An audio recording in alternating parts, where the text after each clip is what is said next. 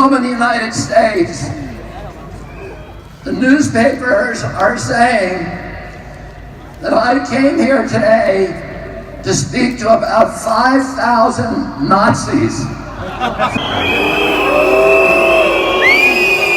And tomorrow, they're going to report that yes, I was here and that I spoke to maybe 3,000 to 5,000 Nazis. But I look at this crowd and I see the opposite of Nazism. I see people who love democracy, people who want open government, people who want leaders that are not going to lie to them, people who are not leaders who will not make up arbitrary rules and regulations to orchestrate obedience of the population. We want health officials who don't have financial entanglements with the pharmaceutical industry, who are working for us and not Big Pharma.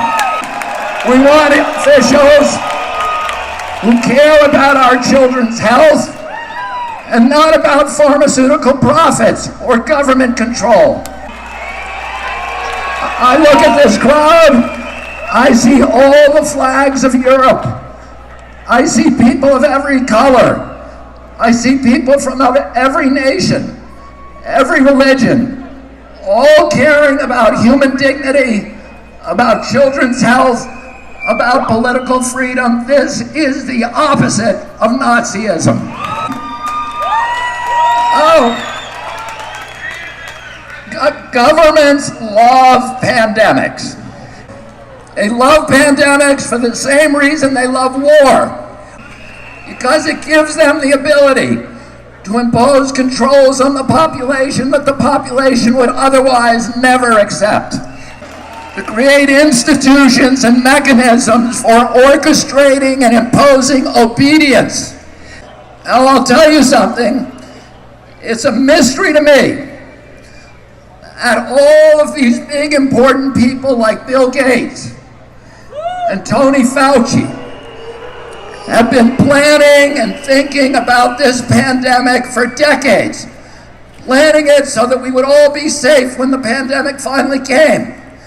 And yet, now that it's here, they don't seem to know what they're talking about. They seem to be making it up as they go along. They're inventing numbers. They cannot tell you what the case fatality rate for COVID is. That's basic. They cannot give us a PCR test that actually works. They have to change the definition of COVID on the death certificates constantly to make it look more and more dangerous. The one thing that they're good at is pumping up fear. 75 years ago, Hermann Goering testified at the Nuremberg trials. And he was asked, how did you make the German people go along with all this? And he said, it's an easy thing.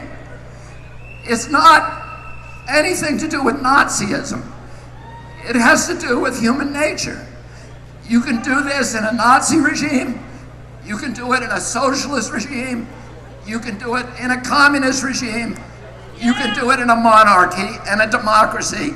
The only thing a government needs to make people into slaves is fear. And if you can figure out something to make them scared, you can get them to do anything that you want.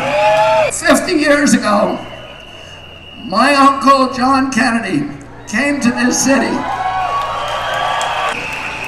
He came here to Berlin because Berlin was the front line against global totalitarianism. And today again, Berlin is the front line against global totalitarianism.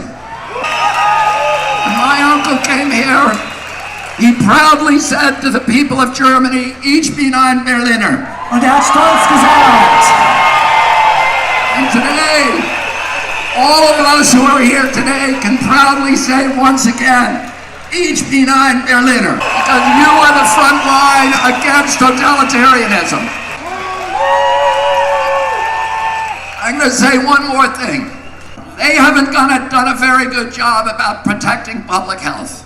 but they've done a very good job at using the quarantine to bring 5G into all of our communities and to shift us all, to begin the process of shifting us all to a digital currency, which is the beginning of slavery. Because if they control your bank account, they control your behavior.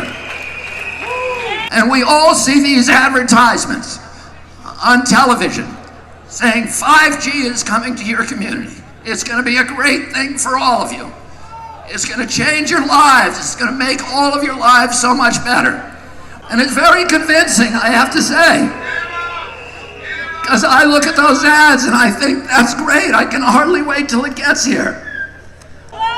And then, because I'm going to be able to download a video game in 6 seconds instead of 16 seconds. And is that why they're spending $5 trillion on 5G? No. The reason is for surveillance and data harvesting. It's not for you and me. It's for Bill Gates. It's for Jeffrey Zuckerberg. And it's for Bezos and all of the other billionaires. Bill Gates says that his satellite fleet will be able to look at every square inch of the planet 24 hours a day. But that's only the beginning. He also will be able to follow you on all of your smart devices through biometric facial recognition, through your GPS. You think that Alexis is working for you. No. She isn't working for you. She's working for Bill Gates, spying on you. And the pandemic is a crisis of convenience for the elites who are dictating these policies. It gives them the ability to obliterate the middle class, to destroy the institutions of democracy, to shift all of our wealth from all of us to a handful of billionaires, to make themselves rich by impoverishing the rest of us. And the only thing between them and our children is this crowd that has come to Berlin. Telling them today, you are not going to take away our freedom, you are not going to poison our children. We are going to demand our democracy back. Thank you all very much for fighting. Wir rufen euch zu, ihr bekommt unsere Freiheit nicht, ihr bekommt unsere Kinder nicht und wir retten unsere Demokratie. Vielen, vielen Dank. Thank you so much. Thank you.